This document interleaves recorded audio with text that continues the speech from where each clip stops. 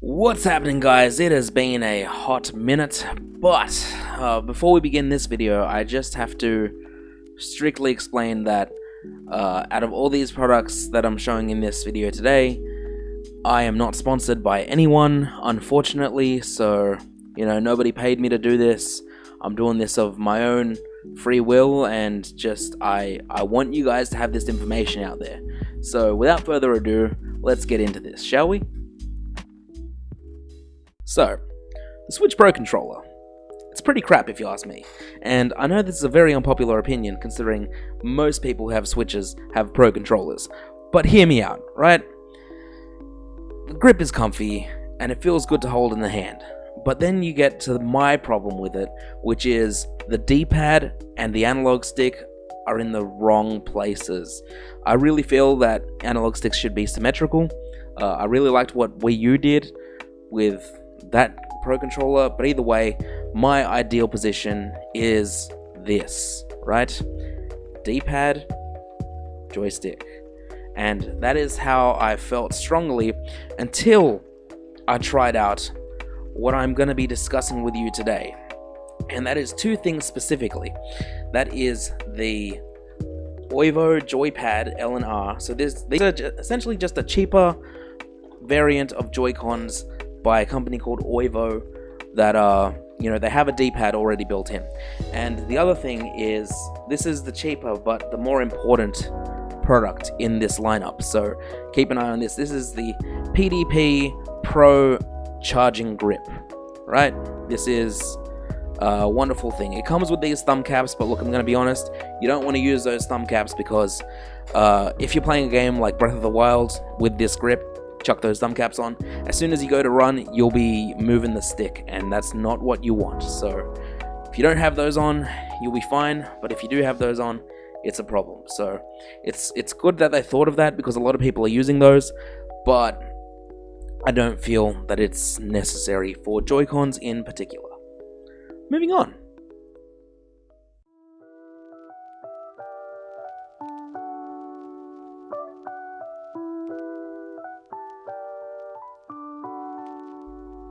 So look, the reason that I'll recommend these over a Pro controller, and potentially even over an 8BitDo controller, which have been my favorite controllers to date, is for one simple reason.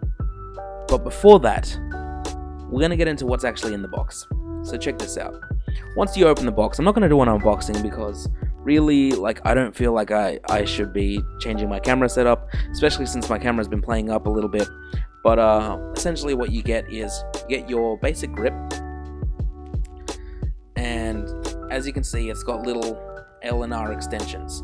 So essentially what this does is, it opens up, you chuck the Joy-Cons in there, close it up, and, away you go. What you don't realize is that this actually feels like an Xbox One controller. So this grip design, as you can see, it's curved. If I compare this to a normal grip, here I got my dog bone with the thing, that's just like a flat design, like a little bubble. And when you hold it, it actually feels a lot like a Dreamcast controller. So I don't know if any of you have actually played a Dreamcast or used the controller, but yeah, when you grab a Dreamcast controller, it feels very thin, very boxy, and it feels like it stretches out more than sideways. So it goes back more than it goes sideways, so you're gripping it like you're gripping the handle of a bike or something, kind of like at an arcade. And I get it, Sega were arcade manufacturers and are still arcade manufacturers to this day. But yeah, apart from that, you also get the thumb caps for the thumbsticks that I mentioned before, but no good, especially if you're going to play 3D games. Stay away from them. Either way, let's check out these little Joy-Cons, shall we?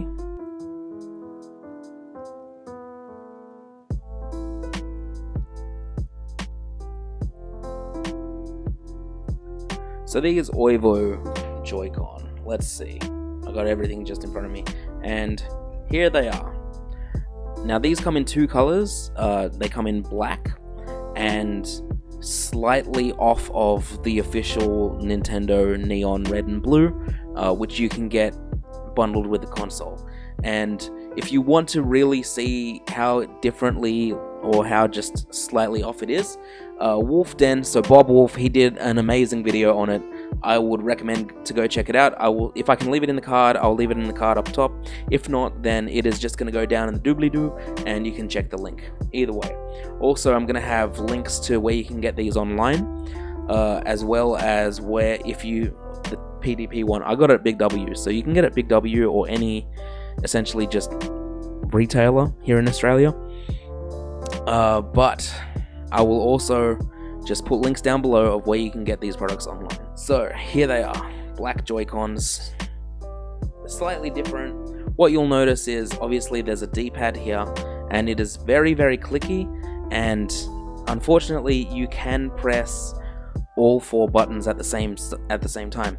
But I've done some testing, and in Street Fighter, when you put on the input menu, I've got to record it, I'll put it up now, it actually doesn't register all 4 button presses at the same time, and that is lovely. So in that aspect, it works much like a hitbox. It kind of just goes back to neutral, but it's good. It works. It is sufficient for my needs. It works amazingly in Mega Man 11 and the Mega Man 0 games. I've got the collections. I've used it in Gunvolt. I've used it in Mighty Gunvolt. I've used it in... Well, I've also been using these to play through Bayonetta 1. So I'm gonna put the footage on here now. Sorry, I'm really not good at Bayonetta 1. I said this as well in my Devil May Cry reviews. I am a casual when it comes to these games. I love playing them because I think they're fun, and I don't play them to try and get the top score. I just play them to play through them and have a good time. And unfortunately, I didn't realize this, but when I first played Bayonetta, I was on the Wii U, and I played it through easy mode, and I played it on normal mode here on the Switch, so I was wondering why it was harder than usual. Either way, so now I'm going to explain why this layout of the Joy-Cons bundled with the Pro Grip circumvents the issue that I have with using a Pro controller. Okay, so right now you can see that the D-pad on this side is below the joystick, right? Normally that would annoy me. However, when you're playing on this controller, which feels like an Xbox One controller now that I've got this Pro Grip, and it's got an extended top, and you don't see this, but this thing that clips out that has L and R on there, it's not floppy. These buttons are actually built to rest right on top of the existing Joy-Con buttons, so that there's no input delay when you press them down, which is incredible because it's been great, because I've been playing Street Fighter 30th Anniversary Collection with this, and I have been able to pull off the demon teleports, like Akuma's demon teleport. And for those who don't know, normally on Street Fighter games with consoles, L and L2, or L and ZL in this case, are usually reserved as a shortcut to press either X, Y, R, or BA and ZR at the same time, right? But you can't have that shortcut, unfortunately, on Street Fighter 30th Anniversary Collection, so you have to press all 3 buttons at the same time. And on a controller, it's actually increasingly difficult, especially with the way that everything is shaped, because you're using 2 fingers, and you have to make sure that those 2 fingers are pressing the same thing at the same time when they're pressing in different directions. So your thumb's pressing down and your trigger finger's gone for the trigger at the same time. And it's very finicky, so it can be very easy to miss that input. Either way, let's get back to why the D-pad works where it is now on this controller, right? As it is directly under the joystick, what happens here is, when I put my hand on it, my thumb does not go into the weird angle that it would if it was here in the middle. So I don't get incorrect inputs. In fact, I get proper inputs probably like if I'm playing Street Fighter like 95% of the time, which is generally how much you get it right using a D-pad normally on any other controller. I've actually gotten it right more on this, which is a segmented 4-button separated D-pad that lets you press all 4 things at the same time. than on this, which has a proper divot, or pivot I should say, that allows you to roll around the D-pad. Either way, I am thoroughly impressed with this. I did not think I would enjoy this as much as I did. I got this for $25 Australian on sale, and I freaking love it. You can get it for, I think you get it for $35 normally, but I will check. So if it is wrong, I will put it up, bing, and we'll move on from there. But this is the bundle altogether. Now, I'm just going to throw up some gameplay. Oh yeah, the other good thing is that seeing how this is a third-party controller, you'd think it wouldn't wake up your Switch, but it totally does. So check this out. Alright, so I brought up my little screen, and we're just going to press the home button. And bam, we're in. And yes, I've been playing Pokken Tournament. Alright, here we go again.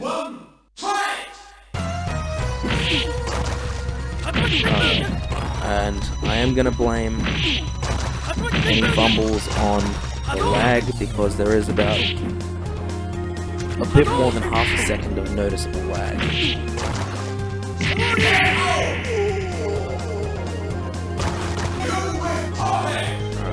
There you go, see, perfect. No incorrect inputs.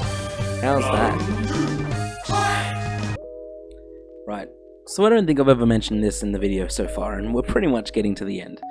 But, yeah, a Pro Controller is going to run you back about $90. So, if you decide that you are going to get both, you're going to go for, you're going to go for it, you're going to wait the March, April, May, June, July, August, like 6 months almost. It was about 5 months. But if you want to wait the 5 months to get these Oivo Joy-Cons, which, like, look, they don't have NFC, they don't have HD Rumble, but if you don't care about that, then, go right ahead. You want to wait, you want to make sure that they're on sale, you want to wait 5 months, and you want to get the grip, that'll run you back about the same price as the Pro Controller, which is about around $90. So I got mine for 65 plus 25, yeah, that's $90, which is incidentally the same price as a fully priced Switch Pro Controller. The difference is that, one, my D-pad does not have to change where it is in order for it to be comfortable for games like Celeste or Mighty Gunvolt or Mega Man or anything like that, and I can take them out of this grip and I can put them on the side of the Switch, and I will still have that same feeling of having a D-pad wherever I go and having very responsive buttons. Now, if you're primarily only ever going to play your Switch on the TV, then I can see why you would go for the Pro Controller. But if you're just going to go for the Pro Controller, I will always refer you to 8-Bit Do's lineup. So right here I've got the SF30 Pro. Now this one isn't made anymore, like this specific model, but they have newer versions of it with different colors. Now this is a great one because you can get this for around $55. So that'll save you, $25 to $30. Or for about $60, $70, which is still like, you're going in for about $20 cheaper than a Pro Controller. You can get the next model up from this, which is the SN30 Pro Plus, which is essentially just this, but with Switch Pro Controller grips on the back, which makes it extremely comfortable. The D-pad is in the correct position. It uses Rumble, and it has extra features and extra software. And it's cheaper than the Pro Controller. So I would always recommend that over getting the official Pro Controller if you're not going to go for something like this.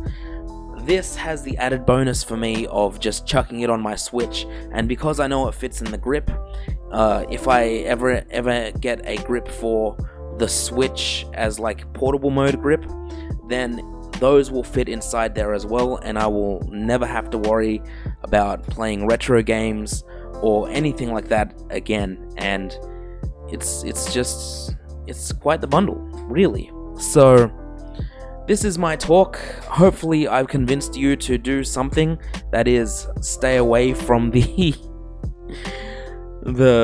Switch Pro controller, because there are better options out there. There are much better options. So that is it for today, guys. Sorry if this felt a bit rushed or a bit unprofessional. I'm new to this whole side of things. I'm used to just talking about games, but it's really come to my attention that there's so many people that are just gonna go, oh yeah, I'll just go buy a Switch Pro controller for like an extra $100 or so, and I always need to point them in the direction of these other controllers that are better value. But at the same time, there's so little references. So if I can just point them to, or you, Mr. or Mrs. watching this video right now, if I can just point all of you guys to the better bargains and the better deals and the cheaper options and the more bang for your buck, that to me seems like a win, even if you don't listen to what I have to say. So without further ado, guys, be sure to like and subscribe. Comment on the video, please. Let me know what you think. Do you agree with me? Do you disagree with me? Would you prefer to just buy a Pro controller, or would you go for this cheaper option, more versatile option, in my opinion?